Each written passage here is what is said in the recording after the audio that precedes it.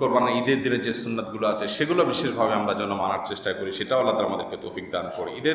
ঈদুল আজহার দিনের সুন্নাতগুলো এক নজরে বলে দেই 1 মিনিটের ভিতরে। 1 নম্বর সুন্নত হলো ভোর রাতে তাড়াতাড়ি ঘুম থেকে ওঠা, ফজর নামাজ মহল্লার মসজিদে পড়া, ঈদগাহে আগে আগে আসা, এগুলো সবগুলো ঈদের দিনের গুরুত্বপূর্ণ একটা কাজ।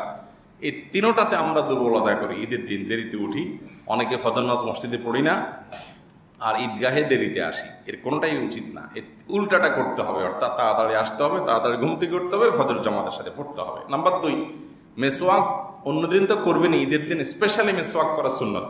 ব্রাশ আপনি করেন না করেন আপনার, কিন্তু মেসওয়াকটা করবেন বিশেষভাবে। 3 নম্বর হলো ঈদের দিন গোসল করবেন সুন্দর করে ঈদগাহে আসার আগেটা ঈদের দিনের আমল। 4 নম্বর হলো সুগন্ধি ব্যবহার করবেন যতটুকু আপনার তৌফিকে আছে ততটুকু। 5 নম্বর আমল হলো পোশাক যা আছে এর মধ্যে সবচেয়ে সুন্দরটা পরবেন, যতটুকু সাজগোজ করা যায় শরিয়ার গণ্ডি থেকে এটা করবেন। 6 নম্বর আমল হলো ঈদগাহে আসার সময় তাকবীর যেটা, এটা একটু জোরে পড়তে পড়তে আসবেন ঈদুল আজহার সময়। এটা ঈদুল আজহার সুন্নাত।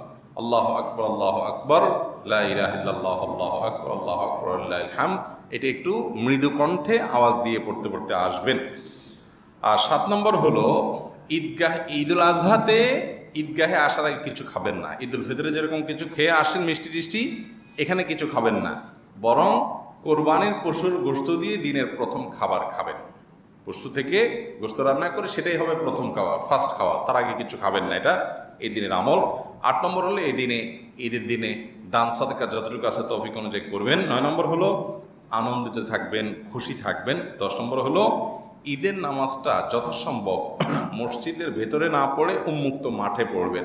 তো ঢাকা শহরে এত মাঠ নাই, সেজন্য বাধ্য হয়ে আমরা মসজিদে পড়ি, কিন্তু মাঠ থাকলে, উন্মুক্ত জায়গা থাকলে সেখানে ঈদের নামাজ পড়াটা সুন্নাত, এটা হারিয়ে যাওয়া সুন্নাত। এই আমলগুলো ঈদুল আজহার সুন্নাত। আল্লাহ তাআলা আমাদের সবাইকে আমলের তৌফিক দান করুন। জাযাকুমুল্লাহু খাইরান ওয়া আখিরু দাওয়ানা আলহামদুলিল্লাহি রাব্বিল আলামিন।